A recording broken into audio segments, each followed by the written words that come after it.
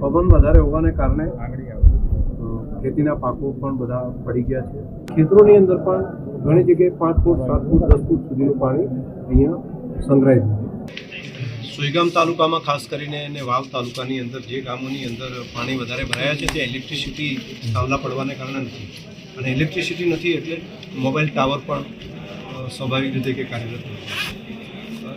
અત્યારે હાલ તાત્કાલિક ઇલેક્ટ્રિસિટી ચાલુ કરવાનું કામ, તેની સાથે પેરેલલ વ્યવસ્થા એક વાયરલેસ દ્વારા અત્યારે સુઈગામની અંદર અમારા જિલ્લા પોલીસ વડાએ ત્યાં એક આખી ટ્રક સાથેની વ્યવસ્થા કરી છે, તો એની વ્યવસ્થા તે કરી રહ્યા છે.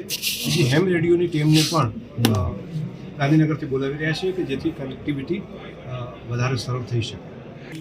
જમીનમાં પાણી અહીંયા નથી ઉતરતું, જમીનનું નિતારવાળી ક્ષમતા નથી અહીંયા, અને બીજું સામે રણ છે, રણની અંદર પણ પાણી ભર્યું છે, એટલે થોડો ટાઈમ તો લાગશે, પરંતુ સિંચાઈ ખાતું બાકીના બધા સાથે મળીને આ કામને આગળ